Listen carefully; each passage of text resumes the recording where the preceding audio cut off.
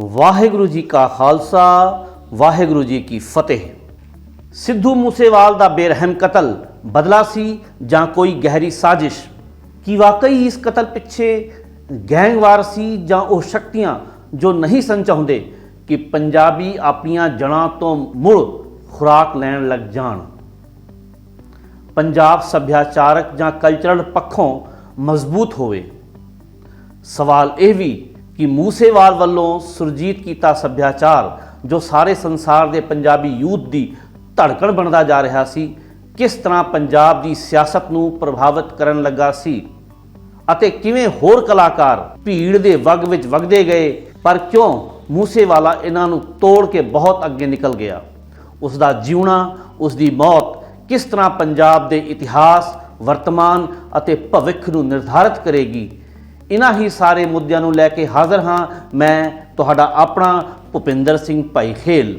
ਉਮੀਦ ਹੈ ਆਪ ਸਭ ਚੜ੍ਹਦੀ ਕਲਾ ਵਿੱਚ ਹੋਵੋਗੇ। ਇਸੇ ਆਸ ਅਤੇ ਅਰਦਾਸ ਦੇ ਨਾਲ ਪੇਸ਼ ਹੈ ਅੱਜ ਦਾ ਇਹ ਅਹਿਮ ਮੁੱਦਾ, ਪੰਜਾਬੀ ਸੱਭਿਆਚਾਰ ਦਾ ਖਾੜਕੂ ਸਿੱਧੂ ਮੂਸੇਵਾਲਾ।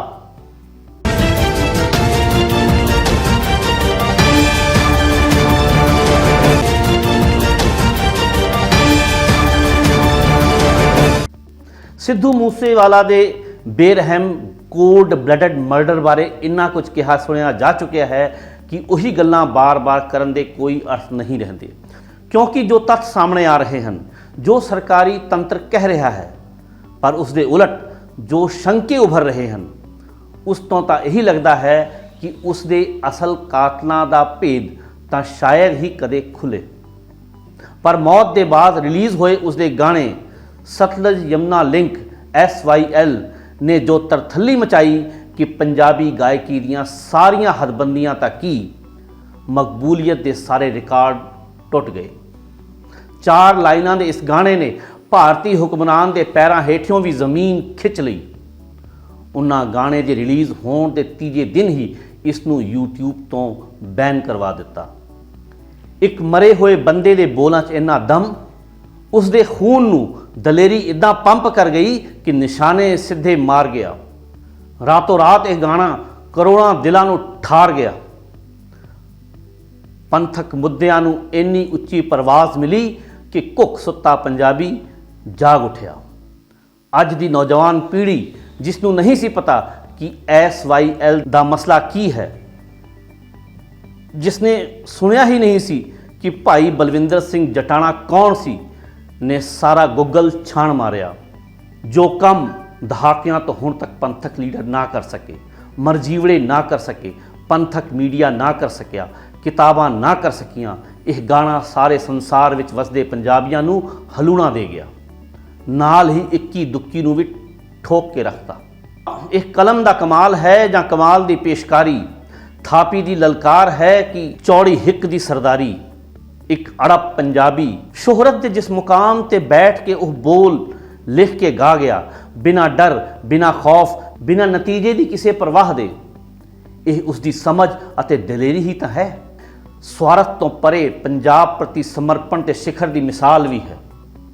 ਇਹ ਵੱਖਰੀ ਗੱਲ ਹੈ ਕਿ ਇਸ ਗਾਣੇ ਦੇ ਰਿਲੀਜ਼ ਹੋਣ ਤੋਂ ਪਹਿਲਾਂ ਹੀ ਉਹ ਇਸ ਸੰਸਾਰ ਨੂੰ ਫਤਿਹ ਬੁਲਾ ਗਿਆ, ਨਹੀਂ ਤਾਂ ਉਸ ਦੇ ਖਿਲਾਫ ਕਿੰਨੇ ਪਰਚੇ ਪੈਣੇ ਸੀ ਉਸ ਨੂੰ ਜ਼ਰੂਰ ਪਤਾ ਹੋਣਾ। ਹੋ ਨਹੀਂ ਸਕਦਾ ਕਿ ਮੂਸੇਵਾਲ ਨੂੰ ਆਪਣੇ ਇੱਕ ਹਰਫ ਦੇ ਵਜ਼ਨ ਦਾ ਇਲਮ ਨਾ ਹੋਵੇ, ਪਰ ਉਹ ਵੀ ਉਸ ਮਿੱਟੀ ਦਾ ਬਣਿਆ ਸੀ ਜੋ ਅਣਖ ਗੈਰਤ ਵਿੱਚ ਗੱਚ ਕੇ ਗੁੰਦੀ ਹੋਈ ਸੀ, ਜਿਸ ਨੂੰ ਪਰਵਾਹ ਨਹੀਂ ਸੀ ਦੁੱਕੀ ਦੀਆਂ ਸਰਕਾਰਾਂ ਦੀ। ਉਹ ਚਾਹੁੰਦਾ ਤਾਂ ਪੰਜਾਬੀ ਦੇ ਸਥਾਪਤ ਕਲਾਕਾਰਾਂ ਵਾਂਗੂ ਪੈਰਾਂ 'ਚ ਘੁੰਗਰੂ ਬੰਨ੍ਹ ਕੇ ਛਨ ਕਰ ਸਕਦਾ ਸੀ। ਉਹ ਯੋਯੋ ਵਰਗੇ ਕੋਈ ਹੋਰ ਸ਼ੋਸ਼ੇ ਛੱਡ ਸਕਦਾ ਸੀ। ਉਹ ਚਾਹੁੰਦਾ ਤਾਂ ਅੱਜ ਦੀ ਮੁੰਡੀਰ ਦੀ ਪਸੰਦੀਦਾ ਐਮੀਨੇਮ ਦੀ ਗॉड ਆਫ ਰੈਪ ਜਾਂ ਮਾਈਕਲ ਜੈਕਸਨ ਨੂੰ ਰੋਲ ਮਾਡਲ ਬਣਾ ਸਕਦਾ ਸੀ, ਪਰ ਉਸਨੇ ਇਹ ਰਾਹ ਨਹੀਂ ਫੜਿਆ। ਉਹ ਟਪੈਕ ਸ਼ੁਕਰ ਅਤੇ ਨਿਪਸੀ ਹਸਲ ਦਾ ਫੈਨ ਬਣਿਆ, ਜਿਨ੍ਹਾਂ ਦੇ ਗੀਤਾਂ ਵਿੱਚ ਆਪਣੇ ਕੌਮ ਨੂੰ ਇਕੱਠੇ ਕਰਨ ਦਾ ਦਰਦ ਸੀ। ਉਹ ਆਪਣੀ ਕੌਮ ਲਈ ਲਿਖਦੇ ਅਤੇ ਗਾਉਂਦੇ ਰਹੇ, ਆਪਣੀ ਕੌਮ ਦੀ ਪੀੜਾ ਲਈ ਜੂਝਦੇ ਰਹੇ। ਸਿੱਧੂ ਮੂਸੇਵਾਲਾ ਵੀ ਉਹਨਾਂ ਵਰਗਾ ਬਣਨ ਦੇ ਰਾਹ ਤੁਰਿਆ। ਇਸ ਦੇ ਅੰਦਰ ਦਾ ਬਾਗੀ ਵੀ ਉਹਨਾਂ ਤੋਂ ਪ੍ਰੇਰਣਾ ਲੈ ਕੇ ਰੈਪ ਨੂੰ ਰੈਂਪ ਦੀ ਉਛਲ ਕੂਦ ਤੋਂ ਚੁੱਕ ਕੇ ਦਿਮਾਗ ਦੇ ਬੰਦ ਤਾਲੇ ਖੋਲਣ ਦੀ ਪ੍ਰਵਾਜ਼ ਦੇ ਗਿਆ। ਗੀਤਾਂ ਨੂੰ ਇਸ਼ਕ ਮੁਸ਼ਕ ਦੇ ਨਿਠੱਲੇ ਅਹਿਸਾਸਾਂ ਦੀ ਗੁਲਾਮੀ ਵਿੱਚ ਰੋੜਨ ਦੀ ਬਜਾਏ ਉਸਨੇ ਆਪਣੇ ਸਰੋਤਿਆਂ ਦੇ ਜਜ਼ਬਾਤਾਂ ਨੂੰ ਗੈਰਤ ਦੀ ਬੁਲੰਦੀ ਨਾਲ ਪਰੋ ਕੇ ਨਵੇਂ ਮਾਇਨੇ ਬਖਸ਼ੇ। ਆਮ ਗਾਇਕਾਂ ਵਾਂਗ ਉਸਦੀ ਗਾਇਕੀ ਜਾਗੀਰੂ ਮਾਨਸਿਕਤਾ, ਹੈਂਕੜ ਤੇ ਮਰਦਾਨਵੀ ਧੌਂਸ ਤੇ ਪ੍ਰੋਪੇਗੰਡੇ ਤੋਂ ਪਰੇ ਸੀ ਅਤੇ ਨਾ ਹੀ ਉਸਦੀ ਗਾਇਕੀ ਵਿੱਚ ਸਰੀਰ ਪ੍ਰਦਰਸ਼ਨ ਦੀ ਭੁੱਖ ਵਿੱਚੋਂ ਪਨਪ ਰਿਹਾ ਵਪਾਰ ਸੀ, ਨਾ ਹੀ ਝੂਠੇ ਨੈਸ਼ਨਲਿਜ਼ਮ ਜਾਂ ਮਾਡਰਨ ਕਲਚਰ ਦੇ ਪ੍ਰਭਾਵ ਹੇਠ ਅਡਰੀਆਂ ਪਛਾਣਾਂ ਨੂੰ ਖਤਮ ਕਰਨ ਦੀ ਵਾਹਿਆਤੀ। ਮੂਸੇਵਾਲਾ ਸਹਿਜ ਸੁਭਾਅ ਹੀ ਅਜਿਹੇ ਗੁਨਾਹਾਂ ਦੇ ਖਿਲਾਫ ਖੜਾ ਹੋ ਗਿਆ। ਉਸਦੇ ਸਰੋਤੇ ਵੀ ਉਸੇ ਦੇ ਸੁਭਾਅ ਦੇ ਹੋ ਨਿਕਲੇ।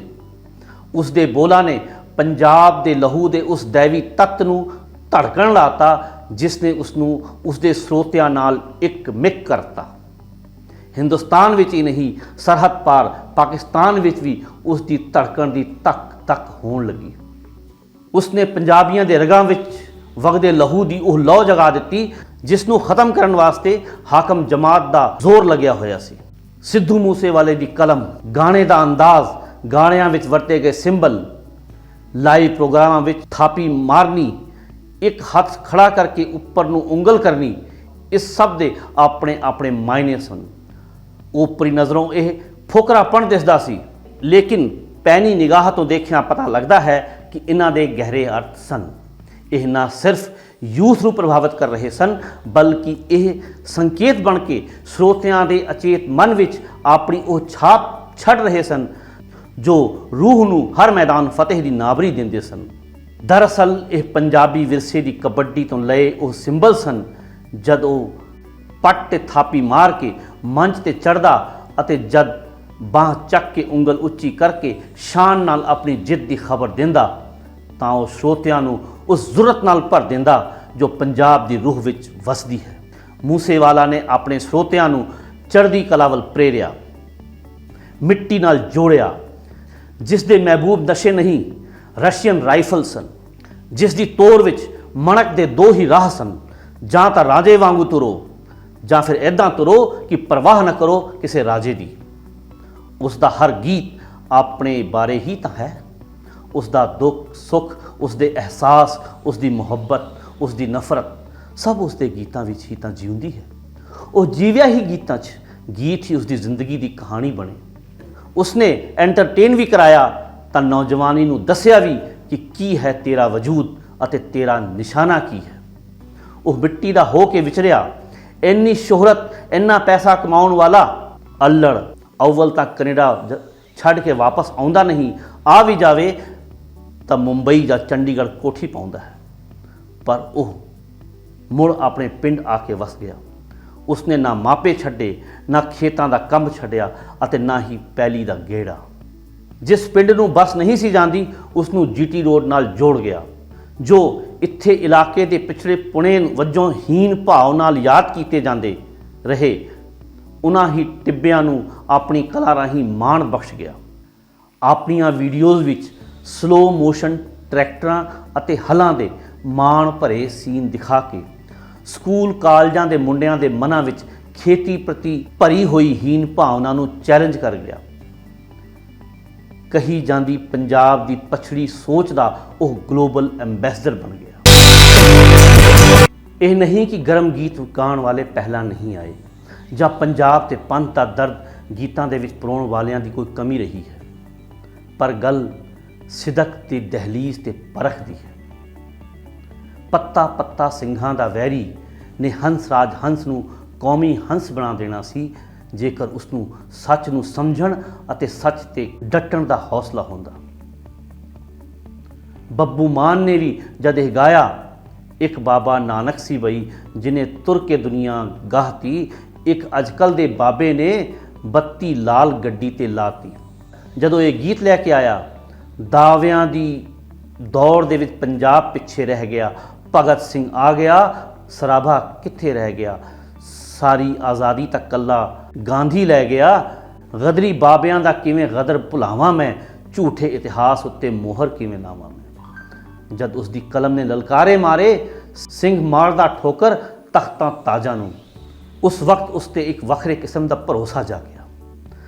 ਪਰ ਕਿਸਾਨ ਅੰਦੋਲਨ ਦੇ ਸਮੇਂ 26 ਜਨਵਰੀ 2021 ਦੇ ਲਾਲ ਕਿਲੇ ਤੇ ਕੇਸਰੀ ਨਿਸ਼ਾਨ ਲਹਿਰਾਉਣ ਦੀ ਘਟਨਾ ਤੇ ਬੱਬੂ ਮਾਨ ਦੇ ਵਹਿਣ ਨੇ ਉਸ ਦੀ ਕਲਮ ਅਤੇ ਸ਼ਖਸੀਅਤ ਦੋਨਾਂ ਨੂੰ ਉਜਾਗਰ ਕਰ ਦਿੱਤਾ। ਪਰ ਮੂਸੇਵਾਲਾ ਦੇ ਪੰਜਾਬ ਮਾਈ ਮਦਰਲੈਂਡ ਗਾਣੇ ਨੇ ਉਸ ਦੀ ਸੋਚ ਤੇ ਟਿੱਕੀ ਪਹਿਰੇਦਾਰੀ ਨੂੰ ਸਥਾਪਿਤ ਕਰਤਾ।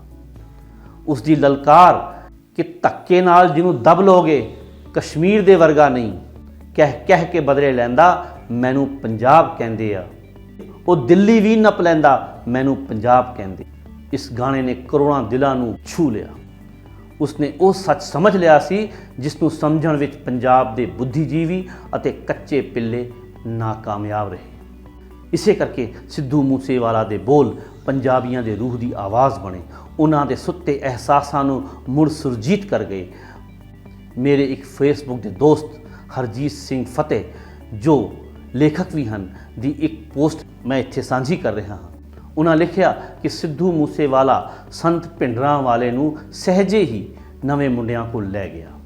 ਉਹ ਲਿਖਦੇ ਹਨ, ਕੁਝ ਮਹੀਨੇ ਪਹਿਲਾਂ ਮੇਰੇ ਦਫ਼ਤਰ ਇੱਕ ਨੌਜਵਾਨ ਸਰਦਾਰ ਮੁੰਡਾ ਆਇਆ। ਉਸਨੇ ਇੱਕ ਕੜਾ ਪਾਇਆ ਹੋਇਆ ਸੀ। ਉਸ ਉੱਪਰ ਲਿਖਿਆ ਸੀ, ਮੈਂ ਸਰੀਰ ਦੇ ਮਰਨ ਨੂੰ ਮੌਤ ਨਹੀਂ ਗਿਣਦਾ, ਜ਼ਮੀਰ ਦੇ ਮਰਨ ਨੂੰ ਮੌਤ ਗਿਣਦਾ ਹਾਂ। ਮੈਂ ਪੁੱਛਿਆ, ਇਹ ਕੜਾ ਕਿੱਥੋਂ ਲਿਆ? ਅੱਗੇ ਕਹਿੰਦਾ, ਮੂਸੇਵਾਲਾ ਪਾਉਂਦਾ ਹੈ ਸੋ ਉਸ ਨੂੰ ਦੇਖ ਕੇ ਲਿਆ ਹੈ। ਮੈਂ ਪੁੱਛਿਆ, ਤੈਨੂੰ ਪਤਾ ਹੈ ਇਹ ਲਾਈਨਾਂ ਕਿਸ ਦੀਆਂ ਹਨ? ਉਹ ਸੋਚਣ ਲੱਗਾ। ਮੈਂ ਕਿਹਾ, ਇਹ ਸੰਤ ਭਿੰਡਰਾਂਵਾਲੇ ਦੇ ਬੋਲ ਨੇ।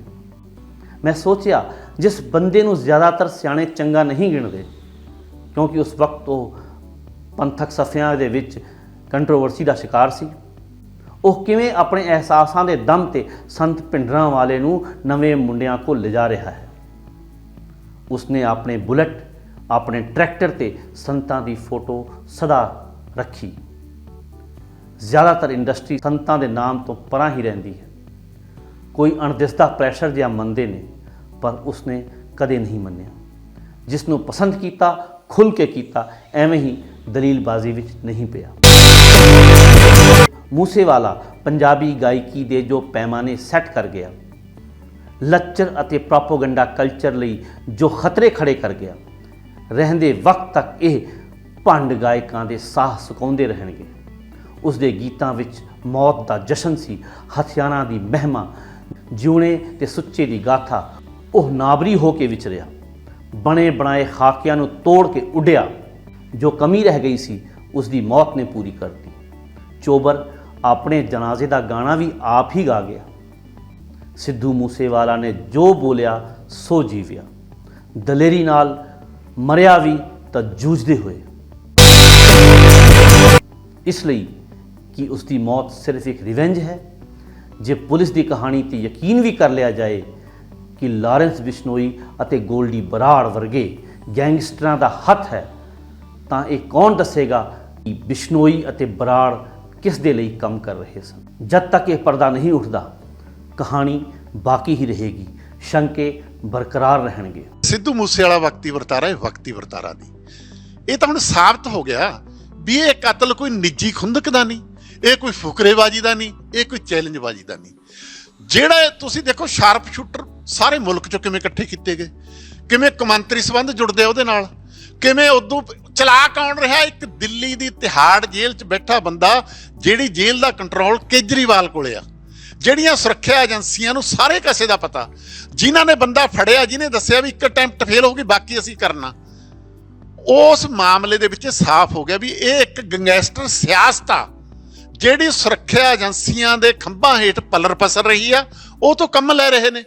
ਇੱਕ ਸਿਆਸੀ ਕਤਲ ਦੇ ਵਜੋਂ ਸਾਹਮਣੇ ਆ ਗਿਆ, ਇੱਕ ਤਾਂ ਇਸ ਪੱਖੋਂ ਸਾਹਮਣੇ ਆ ਗਿਆ ਕਿਉਂਕਿ ਹੁਣ ਤਾਂ ਲੋਕ ਇਹ ਕਹਿ ਰਹੇ ਨੇ ਨਾ ਜੀ, ਕਤਲ ਪੰਜਾਬ 'ਚ ਹੋਇਆ, ਪੰਜਾਬ ਪੁਲਿਸ ਜਾਂਚ ਕਰ ਰਹੀ ਆ, ਚਾਹੇ ਉਹ ਨੰਗਲੰਬੀਆਂ ਦਾ ਕਤਲ ਹੋਵੇ, ਚਾਹੇ ਮਿੱਡੂ ਖੇੜੇ ਦਾ ਕਤਲ ਹੋਵੇ, ਉਹਨੂੰ ਫੜ ਰਿਹਾ ਦਿੱਲੀ ਦਾ ਪੁਲਿਸ ਸਪੈਸ਼ਲ ਸੈੱਲ। ਦਿੱਲੀ ਦਾ ਕੋਈ ਕੌਮਾਂਤਰੀ ਪੁਲਿਸ ਸਟੇਸ਼ਨ ਨਹੀਂ ਹੈ ਉਹ, ਨਾ ਅੰਤਰਰਾਜੀ ਪੁਲਿਸ ਆ, ਦਿੱਲੀ ਦੀ ਪੁਲਿਸ ਆ ਉਹ ਇੰਨਾ ਹੀ ਨਹੀਂ ਹੈ, ਉਹ ਕਰ ਰਹੀ ਆ। ਉਹ ਤਾਂ ਲੋਕ ਤਾਂ ਇਹ ਕਹਿੰਦੇ ਆ ਵੀ ਇਹ ਫੜ ਕੇ ਉਹਨਾਂ ਨੂੰ ਟ੍ਰੇਨਡ ਕਰ ਰਹੇ ਨੇ ਵੀ ਕਿਹੜੀ ਗੱਲ ਮੰਨਣੀ ਆ, ਕਿਹੜੀ ਗੱਲ ਨਹੀਂ ਮੰਨਣੀ। ਉਹਨਾਂ ਨੂੰ ਪ੍ਰੋਟੈਕਸ਼ਨ ਦੇ ਕੇ ਸਿਸਟਮ 'ਚ ਪਾ ਕੇ ਫੇਰ ਇੱਥੇ ਭੇਜ ਰਹੇ ਨੇ। ਸੋ ਇਸ ਗੱਲ ਦੇ ਵਿੱਚ ਇਹ ਜਿਹੜੀ ਪੰਜਾਬ ਸਰਕਾਰ ਆ, ਇਹ ਜਿਹੜੀ ਭੜਾਕੇਬਾਜ਼ ਸਰਕਾਰ ਆ, ਸਟੰਟਬਾਜ਼ ਸਰਕਾਰ ਆ, ਐਲਾਨਵੰਤ ਸਰਕਾਰ ਆ, ਜਿਹੜੀ ਮਸ਼ਹੂਰੀਆਂ ਦੀ ਪੱਟੀ ਹੋਈ ਆ, ਜਿਵੇਂ ਉਹ ਇੱਕ ਗੀਤ ਹੈ ਨਾ, ਮੁੰਡਿਆ ਤੂੰ ਪਤਾ ਨਹੀਂ ਸੋਹਣਾ ਤਾਂ ਤੂੰ ਕੋਈ ਖਾਸ ਨਹੀਂ, ਪਤਾ ਨਹੀਂ ਤੇਰੇ ਕਿਹੜੀਆਂ ਗੱਲਾਂ ਦੀ ਪੱਟੀ ਹੋਈਆਂ। ਇਹ ਮਸ਼ਹੂਰੀਆਂ ਦੀ ਗੱਲਾਂ, ਮਿੱਠੀਆਂ ਦੀ ਪੱਟੀ ਹੋਈਆਂ, ਤੇ ਇਹ ਨਾ ਮਸ਼ਹੂਰੀਆਂ ਦੇ ਪੱਟੇ ਹੋਏ ਨੇ। ਦੇਖੋ ਸਿਕਿਉਰਿਟੀ ਕਿਹੜੇ ਕਾਰਨਾਂ ਕਰਕੇ ਹਟਾਈ, ਸੀਕ੍ਰੇਟ ਲਿਖਿਆ ਹੋਇਆ ਉਹ, ਤੇ ਉਹਦਾ ਕਿਵੇਂ ਪ੍ਰਚਾਰ ਕੀਤਾ, VVIP ਤੇ ਵੱਡਾ ਹਮਲਾ। 2 ਬੰਦਿਆਂ ਦਾ ਨਾਂ ਲਿਆ, ਸਿੱਧੂ ਮੂਸੇਵਾਲੇ ਦਾ ਤੇ ਅਕਾਲ ਤਖਤ ਦੇ ਜਥੇਦਾਰ ਦਾ। ਦੋਹੇ ਕੋਈ ਛੋਟੀ ਗੱਲ ਨਹੀਂ ਸੀ, ਤੇ ਕੇਜਰੀਵਾਲ ਨੇ ਕੁਰੂਕਸ਼ੇਤਰ ਰੈਲੀ 'ਚ ਦੋਹਾਂ ਦਾ ਨਾਂ ਲਿਆ, ਤੇ ਅਗਲੇ ਦਿਨ ਉਹਨਾਂ ਦਾ ਕਤਲ ਹੋ ਗਿਆ। ਇਹ ਕਹਿਣਾ ਵੀ ਉਹਦੇ ਕਰਕੇ ਕਤਲ ਹੋਇਆ, ਤੁਸੀਂ ਇਹ ਨਾ ਵੀ ਕਹੋ, ਪਰ ਉਹਨੇ ਸਹਾਈ ਤਾਂ ਹੋ ਗਏ ਨਾ ਜੀ ਉਹਨੂੰ, ਤੇ ਉਹਦੀ ਇਹਨਾਂ ਨੂੰ ਐਡੀ ਵੱਡੀ ਸੱਟ ਲੱਗੀ। ਹਾਲੇ ਤੱਕ ਇਹਨਾਂ ਨੂੰ ਸਮਝ ਨਹੀਂ ਆਇਆ ਵੀ ਪੰਜਾਬ ਦੀ ਨੌਜਵਾਨੀ ਮਤਲਬ ਕਿਹੜੇ ਹੱਦ ਤੱਕ ਇਹਨਾਂ ਤੋਂ ਬੇਮੁਖ ਹੋ ਗਈ। ਕੋਈ ਐਵੇਂ ਗੱਲ ਥੋੜੋ ਆ। ਭਗਵੰਤ ਮਾਨ ਧੂਰੀ ਚੋਂ ਹਾਰ ਗਿਆ, ਦਿੜਬੇ ਚੋਂ ਹਰਪਾਲ ਚੀਮਾ ਹਾਰ ਗਿਆ, ਬਰਨਾਲੇ ਚੋਂ ਸਿੱਖਿਆ ਮੰਤਰੀ ਹਾਰ ਗਿਆ। ਸੋ ਜਿਹੜਾ ਸਿੱਧੂ ਮੂਸੇਵਾਲੇ ਦਾ ਸਿਆਸੀ ਕਤਲ ਆ, ਜਿਹੜੀ ਗੈਂਗਸਟਰਾਂ ਦੇ ਰਾਹੀਂ ਇੱਕ ਸਿਆਸਤ ਕੀਤੀ ਜਾ ਰਹੀ ਆ, ਜਿਹੜਾ ਉਹਦੇ ਖਿਲਾਫ ਉਹ ਡਟਿਆ। ਤੁਸੀਂ ਦੇਖੋ ਇਹਦੀਆਂ ਇੰਪਲੀਕੇਸ਼ਨ ਬਹੁਤ ਵੱਡੀਆਂ ਨੇ, ਆਪਾਂ ਤਾਂ ਬਾਹਲਾ ਸੋਚਦੇ ਨਹੀਂ ਨਾ। ਸਿੱਧੂ ਮੂਸੇਵਾਲੇ ਨੇ ਜਿਹੜਾ ਪੰਜਾਬੀ ਗਾਇਕੀ ਆ ਉਹਨੂੰ ਇੱਕ ਨਵਾਂ ਰਾਹ ਦੇਤਾ। ਜਿਹੜਾ ਲੱਕ 28 ਕੁੜੀ ਦਾ, ਅੱਖਾਂ ਸ਼ਰਾਬ ਦੀਆਂ, ਫਲਾਨਾ ਸੈਕਸ ਦੀ ਗੱਲ, ਉਹ ਸਾਰੀ ਪਰਾਂ ਕੱਢ ਕੇ ਨਾਬਰੀ ਦੀ ਗੱਲ ਲਿਆਂਦੀ, ਹਥਿਆਰਾਂ ਦੀ ਗੱਲ ਲਿਆਂਦੀ ਹਥਿਆਰਾਂ ਦੀ ਗੱਲ ਲਿਆਉਣ ਦਾ ਮਤਲਬ ਥੋੜਾ ਹੁੰਦਾ ਤੁਸੀਂ ਹਥਿਆਰ ਚੱਕ ਲੈਣਾ। ਹੁਣ ਤੁਸੀਂ ਉਹਦਾ ਕੁਲਦੀਪ ਮਾਨਕ ਦਾ ਗਾਣਾ, ਜਦੋਂ ਤੱਕ 38 ਬੋਰ ਦਾ ਹਰ ਗੱਭਰੂ ਚੁੱਕਦਾ ਨਹੀਂ, ਇਹਦਾ ਮਤਲਬ ਥੋੜਾ ਤੁਸੀਂ 38 ਬੋਰ ਦਾ ਚੁੱਕ ਲਓ। ਉਹ ਇੱਕ ਨਾਬਰੀ ਸੀ, ਇੱਕ ਸਵੈ ਰੱਖਿਆ ਸੀ, ਇੱਕ ਇਹ ਸੀ ਅਸੀਂ ਨਹੀਂ ਡਰਦੇ। ਮਤਲਬ ਤੁਸੀਂ ਇਹ ਨਾਬਰੀ ਕਿਸੇ ਵੀ ਰੂਪ 'ਚ ਹੋ ਜਾਂਦੀ ਆ। ਉਹਨੇ 2 ਚਿੰਨ੍ਹ ਲਏ ਕਬੱਡੀ ਦੇ, ਮਾਂ ਖੇਡ ਕਬੱਡੀ ਦੇ, ਚੁਣੌਤੀ, ਥਾਪੀ ਮਾਰ ਕੇ ਖਾੜੇ 'ਚ ਜਾਣਾ, ਮੈਂ ਆ ਗਿਆ ਜੀ 'ਚ ਹਿੰਮਤ ਆ ਮੈਨੂੰ ਫੜ ਲਓ। ਜਦੋਂ ਜਿੱਤ ਕੇ ਆਉਣਾ, ਪੈਂਟ ਲੈ ਕੇ ਆਉਣਾ, ਫਿਰ ਉਂਗਲੀ ਖੜੀ ਕਰਨੀ। ਨਾਬਰੀ ਦੇ ਅੱਡ ਅੱਡ ਮੌਕੇ 'ਚ ਅੱਡ ਚਿੰਨ੍ਹ ਸੀ, ਕਦੇ ਭਗਤ ਸਿੰਘ ਦਾ ਰਿਵਾਲਵਰ ਸੀ, ਕਿਤੇ ਸਿੰਘਾਂ ਦੀਆਂ ਹੋਰ ਸੀ। ਸੋ ਇਸ ਕਰਕੇ ਇਹ ਜਿਹੜਾ ਕਤਲ ਸੀ। ਦੂਜੀ ਗੱਲ ਇਹ ਨਾ ਇੱਕ ਤਕਨੀਕ ਆ ਜਿਹੜੀ ਇੱਕ ਪੱਤਰਕਾਰ ਨੇ ਵਿਆਖਿਆ ਦਿੱਤੀ ਆ, ਇਜ਼ਰਾਈਲ ਦੀ ਤਕਨੀਕ ਆ। ਜਦੋਂ ਕੋਈ ਮੁਲਕ ਦੇ ਵਿੱਚ ਫਾਸਿਜ਼ਮ ਆਵੇ, ਸਟੇਟ ਆਵੇ, ਕੋਈ ਵੀ ਬੰਦਾ ਉਹ ਕਿਸੇ ਵੀ ਖੇਤਰ ਦੇ ਵਿੱਚ ਲੋਕਾਂ ਨੂੰ ਪ੍ਰਭਾਵਿਤ ਕਰ ਰਿਹਾ, ਸਟੇਟ ਲਈ ਖਤਰਾ ਬਣ ਜਾਂਦਾ। ਇਸ ਕਰਕੇ ਉਹ ਤਕਨੀਕ ਇਹ ਕਹਿੰਦੀ ਹੈ ਜੇ ਉਹ ਸਿਆਸਤ 'ਚ ਆਊ ਤਾਂ ਉਹ ਫਿਰ ਉਦੋਂ ਵੀ ਵੱਡਾ ਪ੍ਰਭਾਵਿਤ ਕਰੂ, ਵਧੀਆ ਉਹਨੂੰ ਖਤਮ ਕਰ ਦਿਓ। ਇਹ ਉਸ ਭਾਰਤ ਦੇ ਇਜ਼ਰਾਈਲ ਨਾਲ ਬੜੇ ਗੂੜੇ ਸੰਬੰਧ ਨੇ ਸਾਰੇ ਮਾਮਲਿਆਂ 'ਚ। ਇਸ ਕਰਕੇ ਇਹ ਜਿਹੜਾ ਕਤਲ ਆ, ਨਰੋਲ ਸਿਆਸੀ ਕਤਲ ਸਥਾਪਿਤ ਹੋ ਗਿਆ।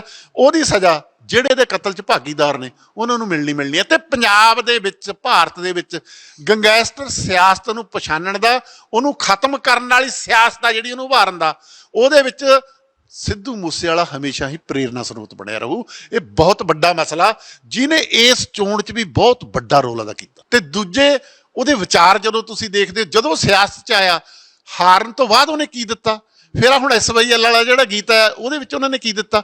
ਸੋ ਇਸ ਕਰਕੇ ਇਹ ਇਨਸਾਫ ਦੇਣੀ ਹੀ ਪੈਣਾ। ਇਨਸਾਫ 2 ਪੱਖਾਂ ਤੋਂ ਆ।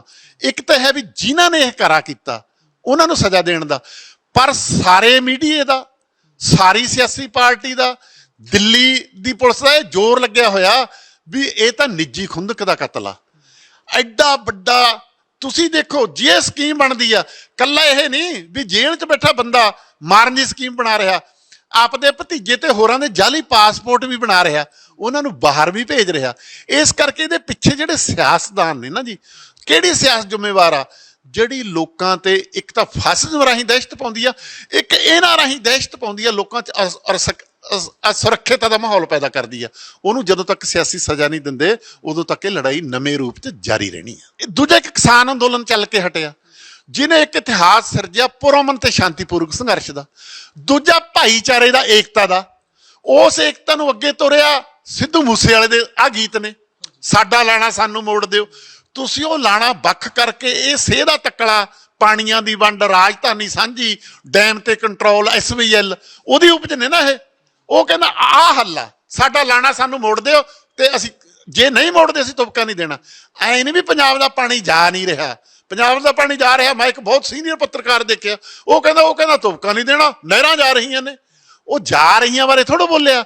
ਜੇ ਉਹ ਲਾਣਾ ਸਾਡਾ ਇਕੱਠਾ ਹੋਵੇ ਫਿਰ ਤਾਂ ਸਾਡਾ ਰਾਜਸਥਾਨ ਨਾਲੇ ਰੌਲਾ ਰਹਿ ਜਾਂਦਾ ਨਾ, ਹਰਿਆਣੇ ਨਾਲ ਤਾਂ ਸਾਡਾ ਰੌਲਾ ਨਹੀਂ ਰਹਿੰਦਾ। ਹਿਮਾਚਲ ਤੇ ਪੰਜਾਬ ਤਾਂ ਪਹਿਲੀ ਰਿਪੇਰੀਅਨ ਸਟੇਟ ਨੇ, ਜਿਨ੍ਹਾਂ ਨੂੰ ਹਿੱਸਾ ਵੀ ਮਿਲਦਾ, ਸਾਰਾ ਕੁਝ ਹੁੰਦਾ। ਸੋ ਇਹ ਜਿਹੜੀ ਸੋਚ ਉਸ ਗੀਤ ਰਾਹੀਂ ਅੱਗੇ ਵਧੀ ਆ, ਇਹ ਕਿਸਾਨ ਅੰਦੋਲਨ ਵਾਲੀ ਜਿਹੜੀ ਸੋਚ ਅੱਗੇ ਵਧੀ ਆ, ਉਹਦੀ ਉਹ ਪੰਜਾਬ ਨੂੰ ਲੋੜ ਆ। ਜਿਹੜੀਆਂ ਸ਼ਕਤੀਆਂ ਨੇ ਸ਼ੁਭਦੀਪ ਸਿੰਘ ਸਿੱਧੂ ਮੂਸੇਵਾਲਾ ਮਾਰਿਆ, ਸਭ ਤੋਂ ਵੱਡੀ ਤਕਲੀਫ ਉਹਨਾਂ ਨੂੰ ਆ। ਉਹਦੇ ਵਿੱਚ ਭਾਰਤੀ ਸਟੇਟ ਵੀ ਆ, ਉਹਦੇ ਵਿੱਚ ਹੋਰ ਸ਼ਕਤੀਆਂ ਵੀ ਨੇ ਜਿਹੜੀਆਂ ਉਹਨੂੰ ਦਿੰਦੀਆਂ ਨੇ, ਕਿਉਂਕਿ ਉਹ ਗੀਤ ਵਾਲਾ ਸੁਨੇਹਾ ਉਹ ਲੋਕਾਂ ਤੱਕ ਪਹੁੰਚਣ ਨਹੀਂ ਦੇਣਾ ਚਾਹੁੰਦੀਆਂ।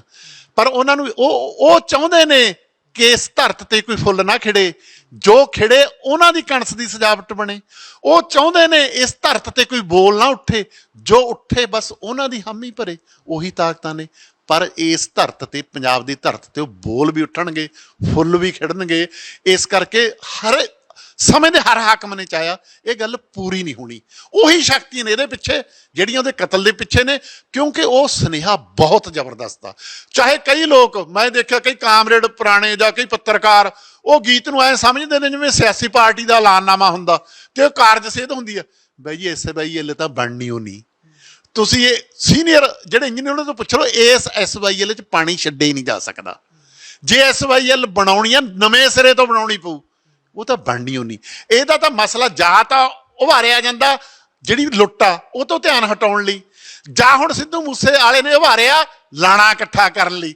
ਉਹ ਲਾਣਾ ਜਿਹੜਾ ਕਿਸਾਨ ਘੋਲ ਦੇ ਵਿੱਚ ਇਕੱਠਾ ਹੋਇਆ, ਉਹ ਸ਼ਕਤੀਆਂ ਨੂੰ ਇਹਨਾਂ ਗੱਲਾਂ ਤੋਂ ਦੁੱਖ ਹੁੰਦਾ।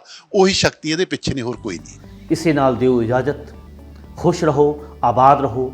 ਵੀਡੀਓ ਸੁਣਨ ਲਈ ਆਪ ਸਭ ਦਾ ਧੰਨਵਾਦ। ਜੇ ਤੁਹਾਨੂੰ ਸਾਡਾ ਇਹ ਉਦਮ ਚੰਗਾ ਲੱਗਿਆ ਤਾਂ ਇਸ ਚੈਨਲ ਨੂੰ ਸਬਸਕ੍ਰਾਈਬ ਵੀ ਕਰੋ, ਲਾਈਕ ਕਰੋ, ਵੱਧ ਤੋਂ ਵੱਧ ਸ਼ੇਅਰ ਕਰੋ ਅਤੇ ਆਪਣੇ ਵਿਚਾਰ ਹੇਠਾਂ ਕਮੈਂਟ ਬਾਕਸ ਵਿੱਚ ਜ਼ਰੂਰ ਲਿਖੋ। ਪਾਓ ਗੁਰੂ ਵੱਲੋਂ ਬਖਸ਼ੀ ਹੋਈ ਸਾਂਝ। ਵਾਹਿਗੁਰੂ ਜੀ ਕਾ ਖਾਲਸਾ, ਵਾਹਿਗੁਰੂ ਜੀ ਸੱਚ ਕੀ ਬਾਣੀ ਨਾਨਕ ਆਖੈ, ਸੱਚ ਸੁਣਾਈ ਸੀ ਸੱਚ ਕੀ